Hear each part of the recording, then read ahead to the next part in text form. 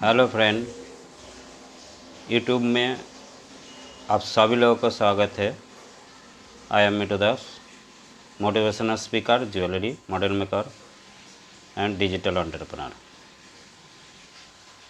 Friend, आज एक नया टॉपिक लेके आपका पास आया हूँ।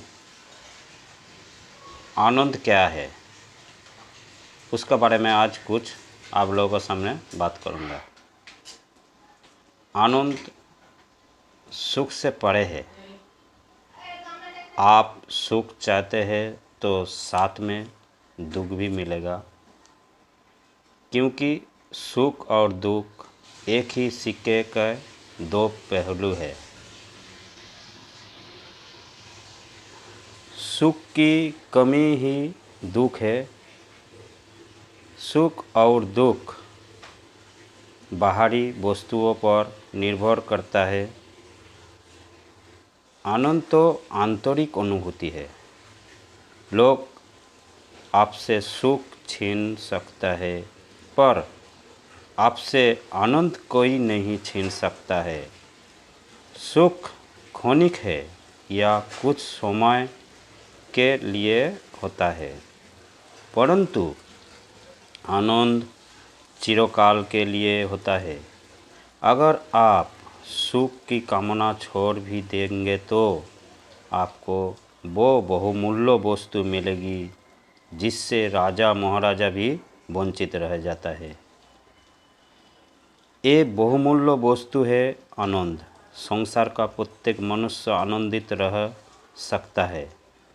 आनंदित रहने के लिए धन दौलत या शोहरत की आवश्यकता नहीं है। आनंदित रहने के लिए जरूरी है मन की संतुष्टि। आनंदित रहने के लिए जरूरी है पांचों इंद्रियों की संतुष्टि। आनंद एक मधुर रस है। ऐसा रस संसार की भौतिक वस्तुओं में नहीं मिल सकता है। ये तो अमृत रस है। इस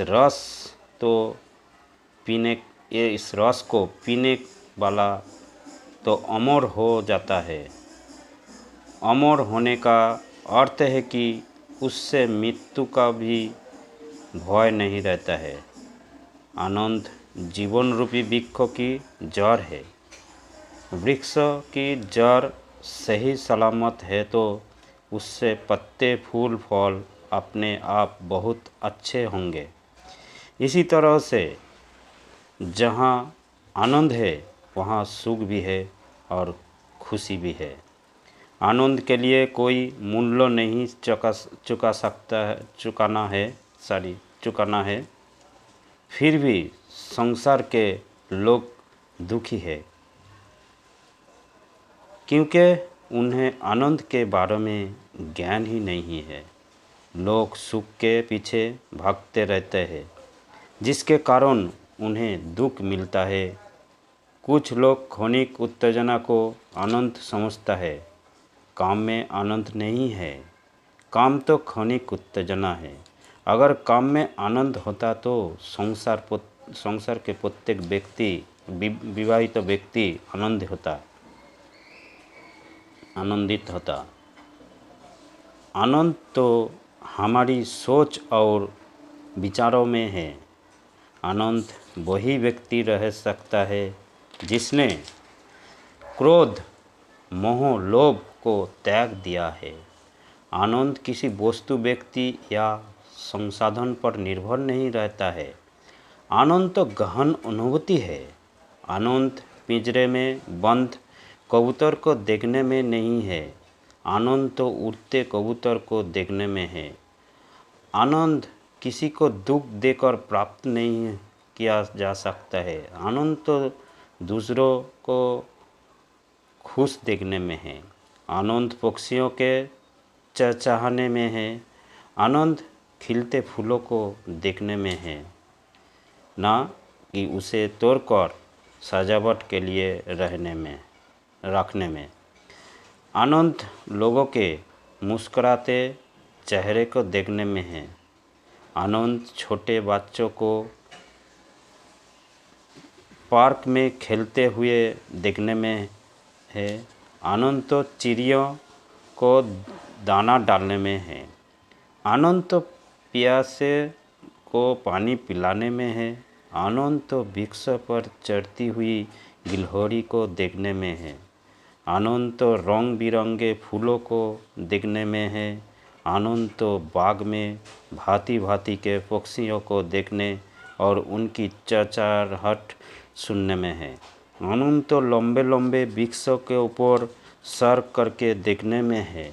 आनंद तो गिलहरी, कबूतर, कौआ, गिलगिल, लिया, चिड़िया, तोता, इन सभी पक्षियों को एक साथ दाना चुगते हुए देखने में है। आनंद तो गिलहरी को खाना ले जाते हुए देखने में है। आनंद तो चिड़ियों द्वारा चुंगा अपने बच्चे में मुंह में डालते हुए देखने में है। आनंद पत्ते को तोड़ने में नहीं है। हम वृक्षों के नीचे बैठे हैं, पत्ता टूटकर हमारे ऊपर गिरता है, उसी पत्ते को देखने में आनंद है।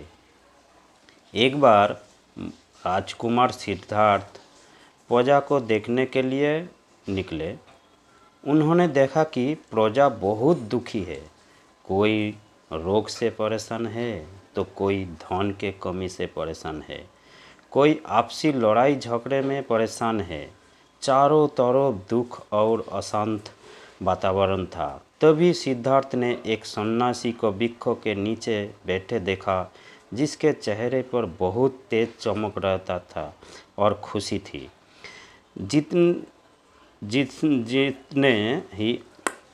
जितने ही लोगों के सिद्धार्थ ने देखा, इन सभी से सन्यासी बहुत ज़्यादा खुशी और प्रसन्न दिखाई दे रहा था। सिद्धार्थ ने सन्यासी को कुछ धन देना चाहा, परंतु सन्यासी ने मना कर दिया।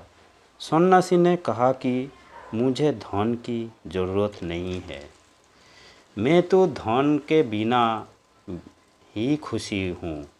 सन्यासी बहुत आनंदित था। सिद्धार्थ ने सन्यासी से खुशी का राज पूछा तो सन्यासी ने कहा कि स्वार्थ ही दुखों का कारण है। स्वार्थ त्याग दो तो सुख, खुशी और आनंद सब हमारे पास में है। राजकुमार सिद्धार्थ पर उसके प्रवचन का गहरा प्रभाव पड़ा।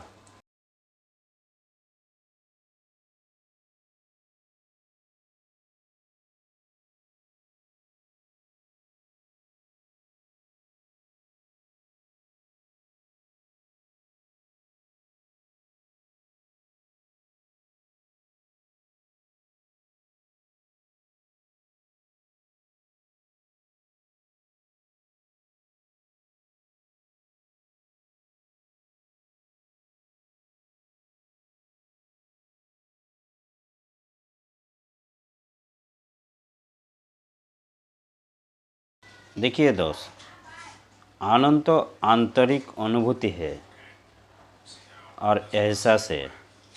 आनंद के लिए भागो मत, अपने ऊपर झांक के देखो और आनंद के लिए एहसास करो, तो आनंद आपको अवश्य मिलेंगे।